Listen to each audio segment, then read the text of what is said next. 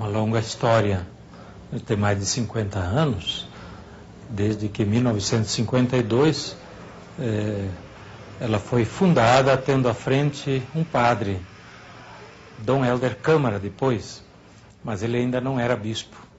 Depois ele foi feito bispo auxiliar do Rio de Janeiro e arcebispo de Recife. Mas ele foi um dos grandes incentivadores da fundação da CNBB e no Rio de Janeiro, junto com o arcebispo Dom Jaime de Barros Câmara, depois teve outros grandes presidentes, entre os quais também o cardeal Mota, de São Paulo, cardeal Rossi, e depois sucessivamente chegaram as grandes figuras que nós conhecemos, Dom Aloysio Loscheiter, Dom Ivo Loscheiter, depois Dom Luciano, Dom Jaime Quemelo e hoje Dom Geraldo Magela, que foram os presidentes sucessivamente. Naturalmente, no começo as coisas não eram como são hoje. Havia muito mais, digamos assim, mais simplicidade, nem todos os bispos participavam. Mas com o tempo, com o passar do tempo, as coisas foram se organizando e foram assumindo um papel fundamental na vida da igreja no Brasil. Eu penso que é uma caminhada muito bonita. Eu atribuo a Dom Helder digamos assim, uma inspiração do Espírito Santo, uma visão profética de caminhada da igreja no Brasil, a organização da Conferência Nacional dos Bispos do Brasil. No início, claro, a conferência nasceu pequena, e só podia nascer pequena, porque também não eram tantas as dioceses do Brasil como hoje. Não havia os regionais. A CNBB inicialmente era uma única estrutura muito simples.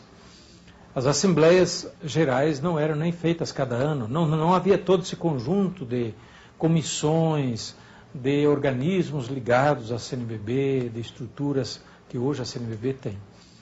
Mas a estrutura foi aumentando à medida das necessidades e das circunstâncias.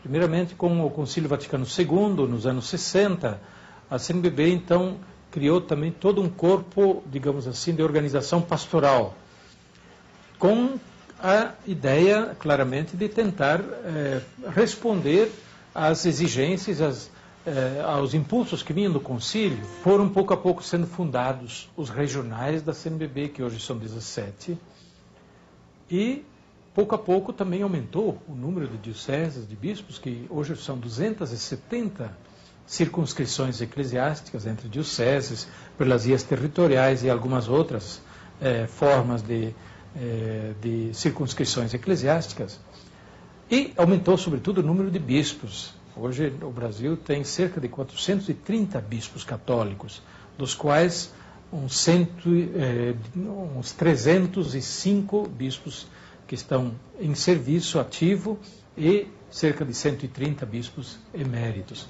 O bispo é condutor da missão dos apóstolos. Ele anuncia o Evangelho de Cristo e vela pela unidade e pelo bem do povo a ele confiado. Para pensar e repensar o papel da Igreja no anúncio do Evangelho e o seu lugar na sociedade, a sua responsabilidade para com todo o povo de Deus, os bispos se reúnem em assembleias gerais da CNBB. Aí, eles vivem a comunhão, a partilha e o confronto de ideias. As Assembleias Gerais da CNBB acontecem desde 1953. A primeira aconteceu em Belém do Pará, mas desde 1974, Itaici se transformou na Casa dos Bispos do Brasil. É neste lugar que se decide os rumos da Igreja em nosso país.